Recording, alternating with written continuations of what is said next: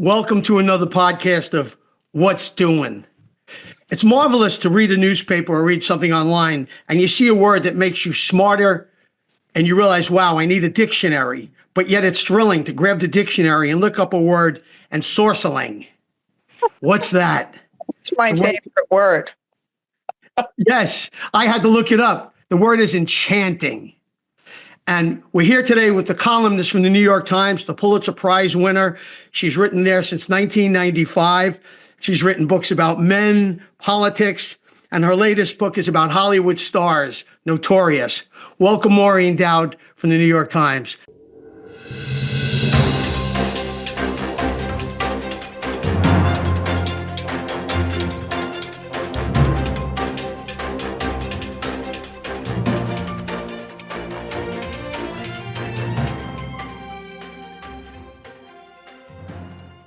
I love you because you use words. Is that what an Irish writer does? That I don't read people that read the words that you use. It's challenging. Well, I get a very mixed reaction to that. Some people are like, why are you using these big words that we have to look up? And other people, a lot of people have come up to me on the book tour and said, I love that. I love learning new words. But sometimes I'm learning it with them. Like if I've used the same adjective a bunch of times about Trump or something, I want to freshen it up with a new adjective. So I might also be learning the word. But also, I just got my master's degree at Columbia. And, I read about some guy in the 18th century who used to keep a box full of new words. So I got a green tequila box and started stuffing new words in it. So I have that at home too.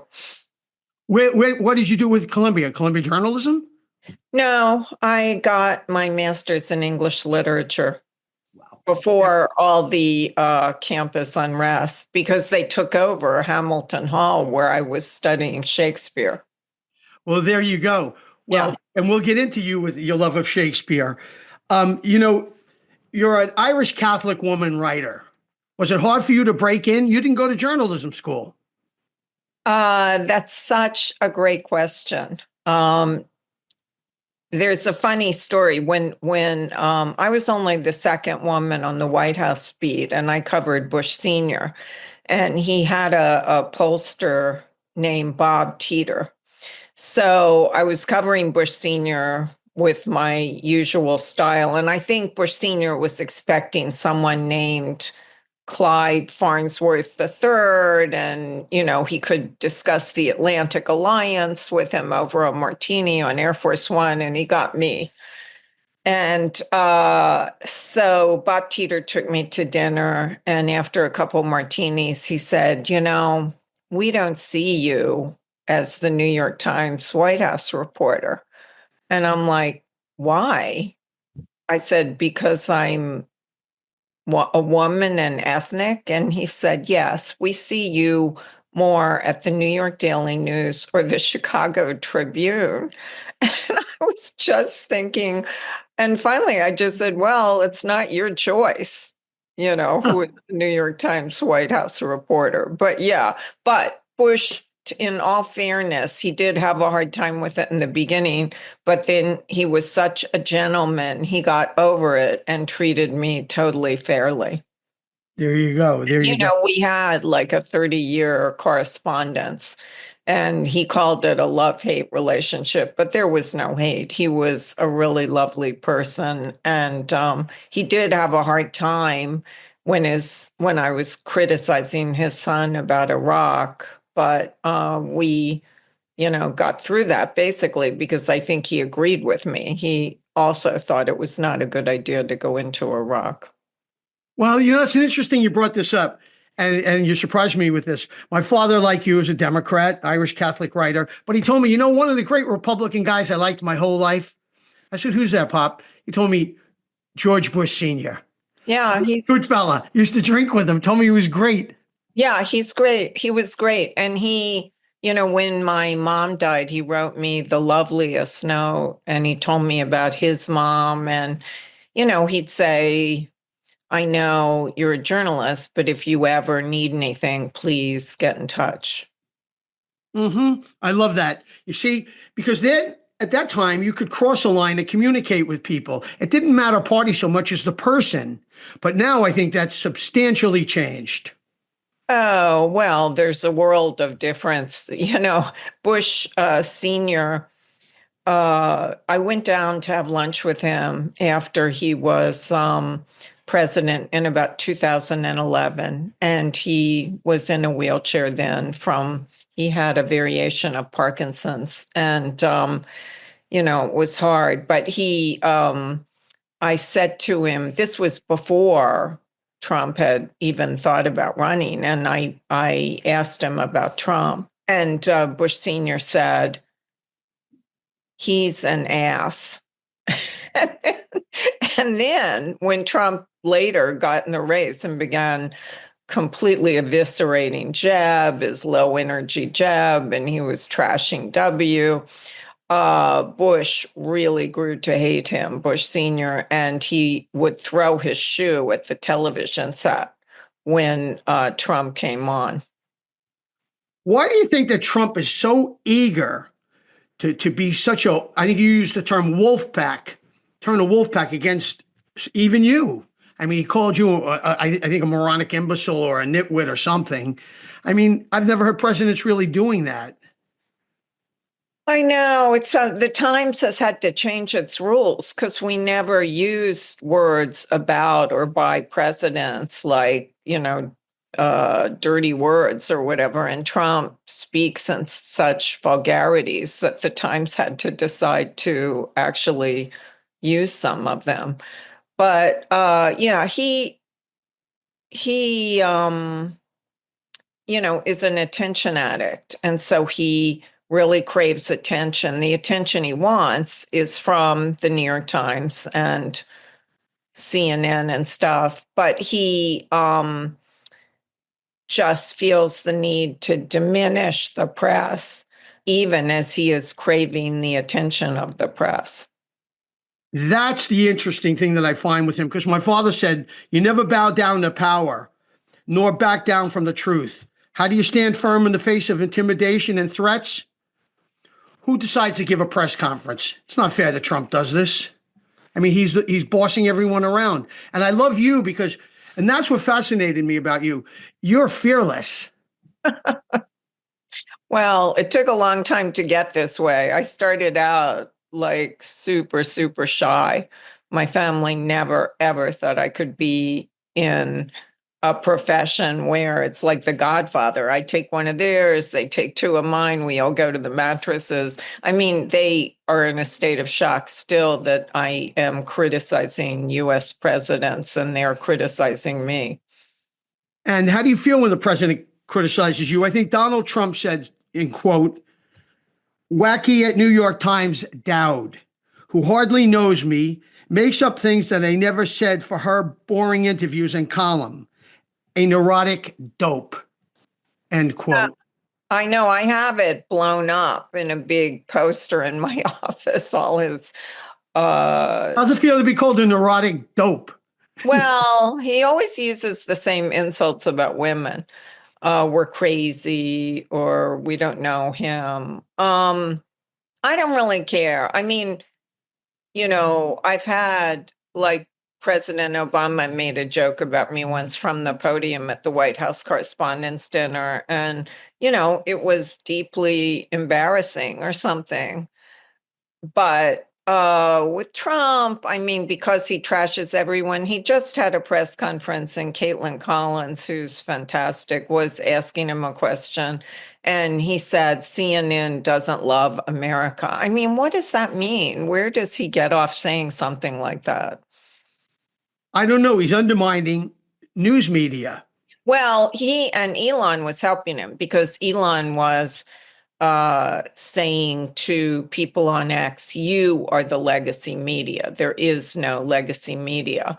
And now Trump is trying to replace New York Times and CNN and ABC and CBS in the front row with partisan reporters. And Steve Bannon has his own White House reporter, and Mike Lindell, the My Pillow guy, has his own White House reporter. My researcher, Andrew Trunsky, just did a great piece yesterday about the Steve Bannon White House reporter who, wears these crazy mini skirts and I is read it. very, I read it. yeah, Yeah. outgoing. And she seems kind of fun, like someone who would be a Regina George character, With what credentials? but this is the problem. They're partisan. So it's like the guy, Marjorie Taylor Greene's boyfriend, is one of these partisan reporters. And he was in the Oval Office when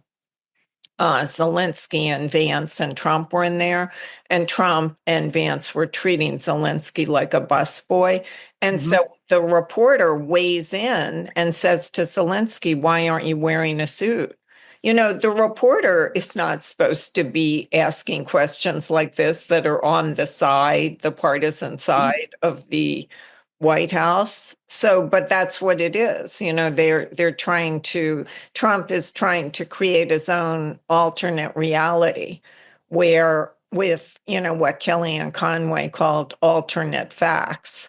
Mm-hmm. And so he wants these partisan reporters to help him create that. But that kind of came a cropper with the market crash, because the market crash and bonds going down are, you can't spin that when you get into people's 401ks. You can't just say, no, that didn't happen. It happened.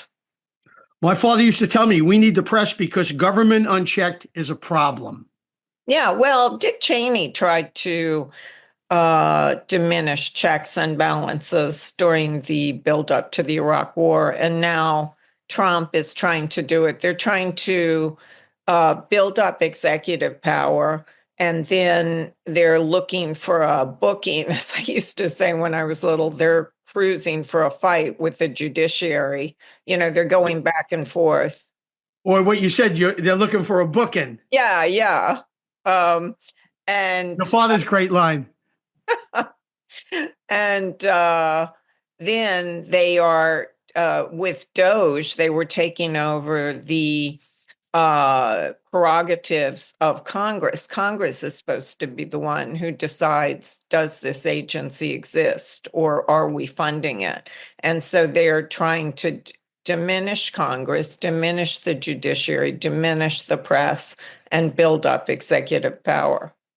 Look, you seem to me like a woman with tremendous confidence, obviously understanding everything.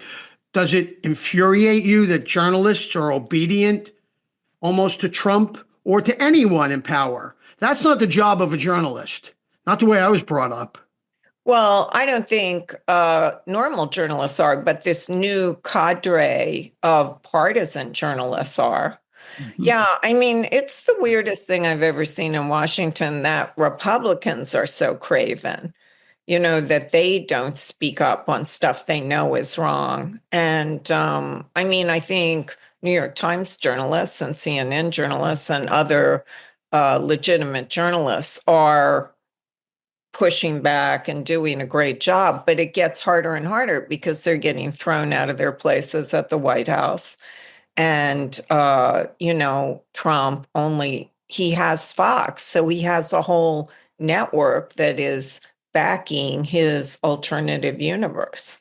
Does it enrage you as an independent thinker that this is happening in a profession? Well, I try to stay calm, Kevin, because I can't work in a constant state of rage. My father said rage is the only quality which kept him or anybody else he ever studied writing columns for newspapers. Well, he was a genius. He worked on the rage. The rage. Yeah, I can only aspire to Jimmy Breslin's rage. No.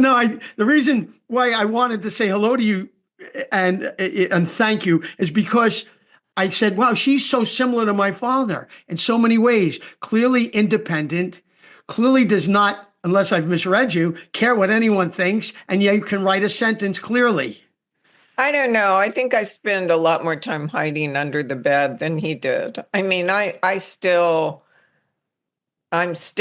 kind of, shy and interior, but it seems so clear when a president is doing something wrong, you just have to call them on it. You don't really have any choice. And I hate when he does things like calling CNN un-American. It's just gross.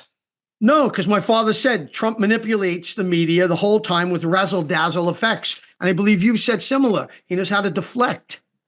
Yeah. Well, people always ask me, because I have studied Shakespeare a lot, which Shakespearean character he's like, but he's really more like P.T. Barnum. He's a showman and he's a con man. And I think it's an interesting question for Democrats. Do they want to match that by getting their own showman, or do they want to stay away from celebrity? Because with Kamala, there was a lot of criticism. Oh, she had Beyonce and it didn't help. And it made them seem more elitist. So do they stay away from celebrity entirely, or do they find a showman to counter the showman? Wow. So you think he uses humor and hiding sort of the villain that he may be? I was hoping for the best from him, to be frank with you, and it doesn't seem to be going that way. Well, as you know, my siblings are all Trump. Yes. And I called my sister and brother a couple of days ago to see how they felt about the global markets crashing, and we've lost all our allies and everyone hates us. And they were very calm. My sister said, she likes what he's done with the border. She likes, she likes the whole thing about biological men not being allowed in women's sports. And while she doesn't like what's going on with the markets, she and my brother think he will straighten it out. They have faith in him, even though he really doesn't seem to know what he's doing, and his math seems very, very fuzzy. Like, as I said in my column Sunday, I went to summer school in algebra. I'm no math expert, but he is using bad math formulas, clearly. It's funny you say that. And we're not going to annihilate Trump here, but my father even said, my father early on did not like Trump. We come from the same neighborhood. Cuomo's lived a mile that way. Trump lived a mile that way. And here was my father, a journalist in the middle, a newspaper writer. And it always amazed me, like he said, Trump became larger than life. He respected that, but he said he knew how to, better than anybody he ever saw, good or bad, be able to shift people around and have them believe his way. And right now he's dismantling the whole institution of media and newspapers and writers and having publishers scared. This is not acceptable. Yeah, well, Trump based his persona on the larger than life people he saw. So he was hanging out at Yankee Stadium and he was studying George Steinbrenner. I think Cary Grant would come once in a while to Yankee Stadium, and there was some king of the furriers and king of the limos, those type of businessmen. Yep. And Trump would look at all these larger than life New York businessmen, Yep. and he blended in some Roy Cohn, Yep. and he created this persona. So that's what we have in the Oval now. This episode of Breslin's What's Doing is brought to you by Medford Fast Lube. Put your car in good hands. With more than 25 years of experience, the experts at Medford Fast Lube will care for your vehicle like it's our own without breaking the bank. Take the stress out of the unexpected. If your car needs repair, it can be expensive as well as stressful. Take some of that weight off your shoulders with free estimates from the experts at Medford Fast Lube. Our friendly staff is here to help. Located at Route 112 in Medford, New York. www.medfordfastlube.com or dial 631-475-2107. Medford Fast Lube. Advisor Insurance Group. Advisor Insurance resource experts in life, disability, long-term care, business, home, and auto insurance across the U.S. With over 60 insurance companies offered and over 30 years of combined experience, Advisor Insurance resource simply can't be beat. Call 866-942-4181 or on the web at advisorinsuranceresource.com. Bamonte's. Bamonte's at 32 Withers Street, Brooklyn, New York, is a family-owned and operated Italian-American restaurant that has been in business since 1900. It is the oldest Italian restaurant in Brooklyn and one of the oldest in New York City. Once again, try our delicious food at 32 Withers Street, Brooklyn, or call 718-384-8831. Bamontes. Let me ask you, you didn't go to journalism school. No. Mm-mm. But I started at the very bottom. I was like we called it dictationist before computers. When reporters would call in, I worked at the Washington Star, which was an afternoon newspaper, and reporters would call in and I would type their copy, like from the Watergate trial. Did you work there with the great editor, Jim Bellows? Oh, I loved him. He was so great. In fact, I had a tennis column, and he came over to me one day and he goes, reading about tennis is like watching grass grow. It's so boring. I just wanted to crawl into a hole because I idolized him. He was so charismatic. He was charismatic like at a Ben Bradley level. And Yes. we felt that we had our own Ben Bradley when he was in charge. He was really a cool guy. Did you know that he's the guy that gave my father his break? Yes. He was very proud of that. See, the world is small. My father loved him. The name Jim Bellows was sacrosanct. Bellows. Yeah. He was fantastic. Bellows is number one. Bellows was number one in the Because whole don't game. you think that executive editors need some charisma? I mean, I think it works better when you've got like a very charismatic executive editor like Bellows. Well, he loved writers. Yeah, he loved them. And he Not loved tennis writers, but other. but he loved what you do. And he loved how he brought my father along. You give opinion. You're not afraid to give your opinion, Maureen. Sometimes I'm afraid. You might be shy, but you do it. Yeah, you have to do it because you're getting paid to do it. So you have to do it. But yet when you sit there and clack away, you know what you're driving for. When I read your pieces, I go, wow. It's almost like they're visceral and you're not afraid to do it. Most of the writing, I think, lately seems very uninspired or flat. Well, I think the problem is that sometimes people are so in their corners now that you can almost predict what they're going to write before they write it.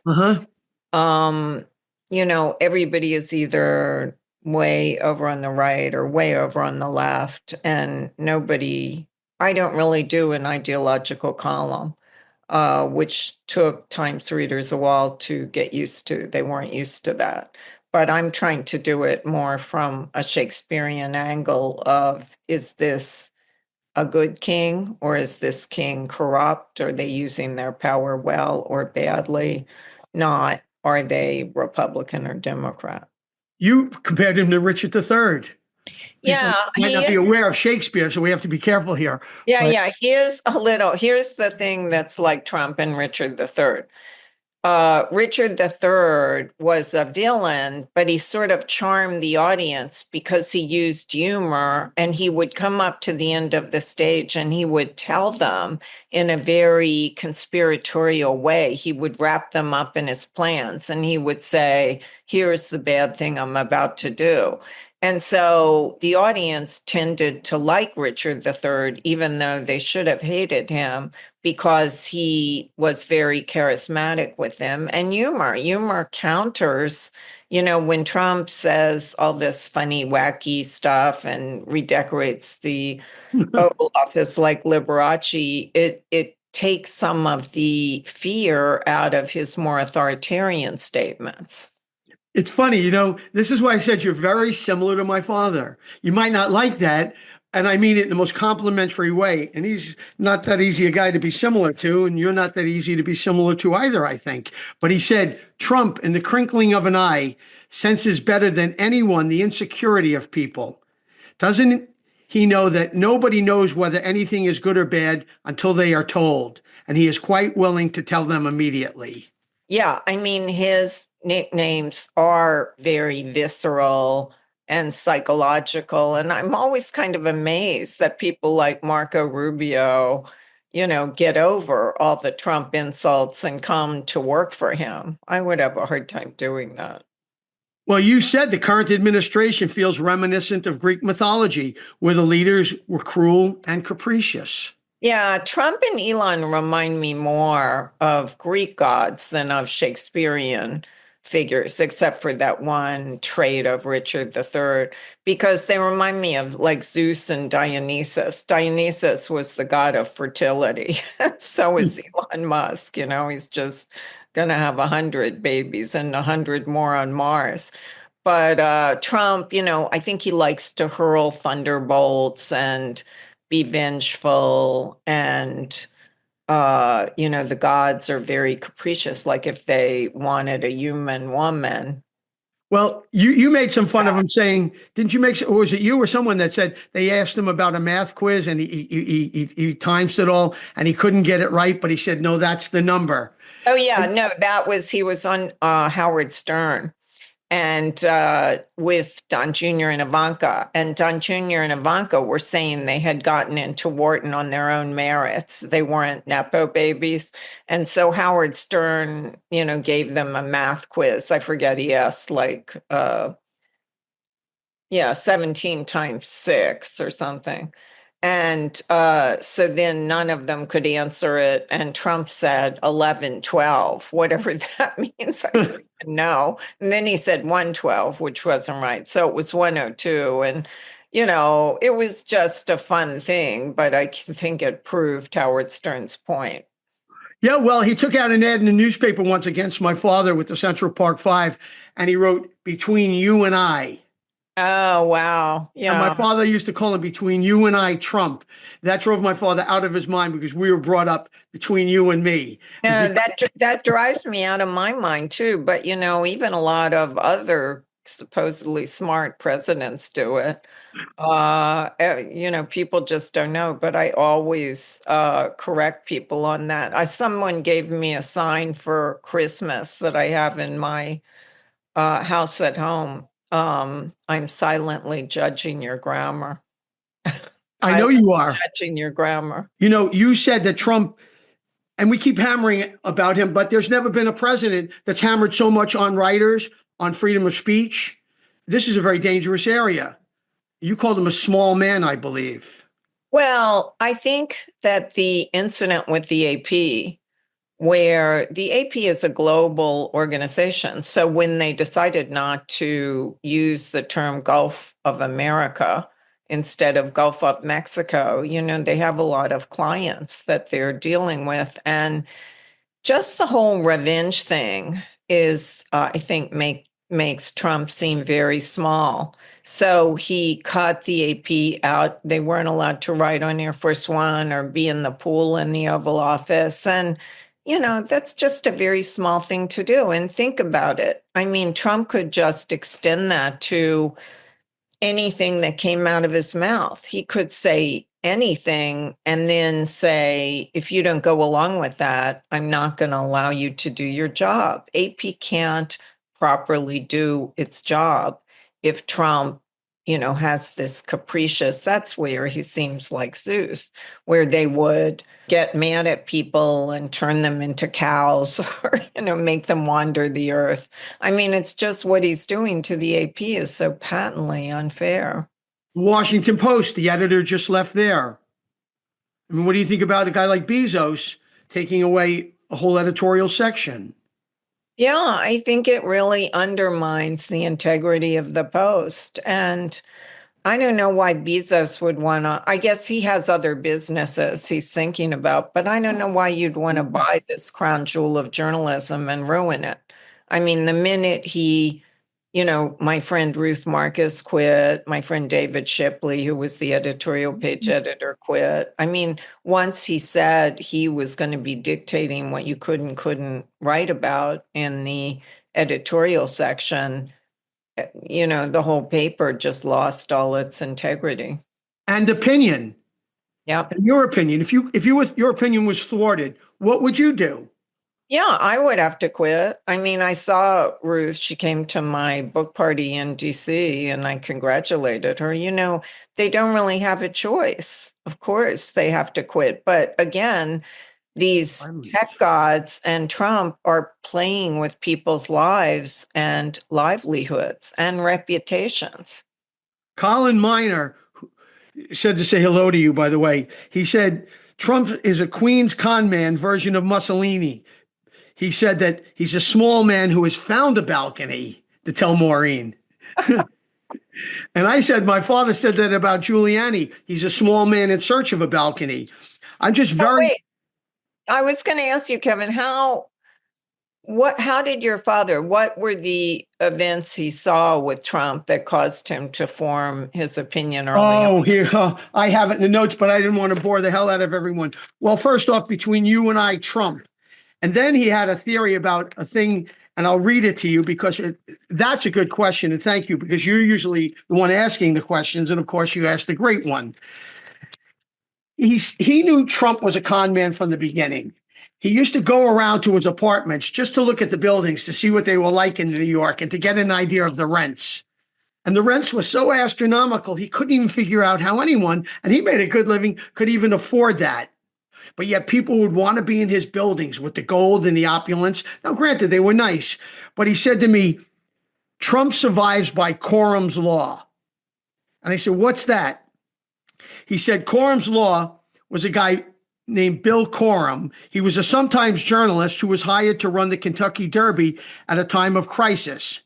Newspapers all over the world claimed Louisville was a place where Derby visitors were robbed. Quorum took the job, but insisted that the problem was not a problem. If a guy from North Dakota goes home from here after the race and he has to be met because he doesn't even have the cab fare, that guy is going to say to himself, wow, I must have had a hell of a time. I can't wait for next year.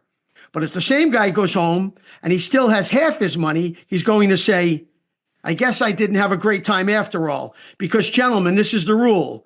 A sucker has to get screwed. Bill Quorum quoted Breslin, the master of the steal. And my father said Trump was exactly that, the master of the steal. And I guess it bothered him from the beginning.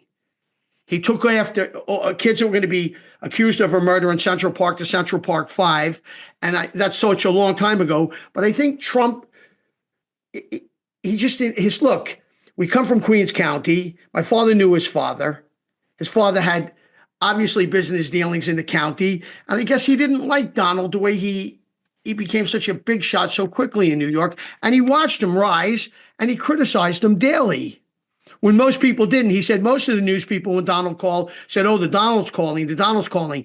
And Trump on a phone call would have all these guys doing whatever he wanted. He knew how to beat them. He said to me, they're suckers, meaning the other writers. Trump never did that with my father, and I know he never did it with you. Well, I would love to hear your father's reaction. Call him 1-800-EVANS. Well, one, which I thought would hurt Trump more than it did, was when he pretended to be his own PR agent and would call reporters as John Barron and say, oh, Madonna and Carla Bruni are dying to go out with Donald Trump. I mean, I can't even imagine what your dad would say. Well, Maureen, this is what I'm getting at. It's not, he's a genius in terms of manipulating the media. He is. David Axelrod calls him a feral genius because he can have a lot of success with creating this alternative universe. But as I say, I feel like that all came crashing down when it comes up against a reality you can't spin, like the price of bonds. Trump promised, his main campaign promise was that he was going to lower prices. And the only prices he lowered were stock prices. For a certain class. Yeah, exactly. All right. So what do you tell young writers today? I mean, is it even worth a shot, even trying to be in this business? I have a niece in journalism school at NYU, and she's paying an exorbitant amount of money. And I think to myself, I went to NYU, and I'm thinking to myself, how could you pay this money to go there? I'm sorry. I'm Yeah, not. I mean, if someone asked me about that, I would say it's better to study history than journalism, because that's what you're going to need. Because a lot of young people don't realize the patterns of history and what we've seen before. And I think that would be more valuable. As for journalism, it's hard. I mean, every place where people used to come up, like the Times used to use the St. Petersburg Times as a farm team, and all those places don't exist anymore. Like I worked at the Washington Star, there aren't papers like that. It's been so winnowed out. So how do you get the experience? There are no farm teams like in baseball. Oh, that's beautiful when you say winnowed out. Words matter. It's funny why I say you're close, similar. I said to my father once, Pop, if you didn't like study journalism, he studied journalism. He was at the desk at 16 running copy at night. He didn't go to journalism school, but he said, if I had to do it all over again, you know what I'd study? I said, what? He goes, history. Yeah, exactly. Journalists are so ahistorical. And if they don't see that a lot of these patterns get repeated. And I don't know. Yeah, I did the same thing. I was the clerk for 2.5 years, and it's hard, but you can. And that's another thing I feel sorry about young people about, because with COVID, they didn't have a newsroom.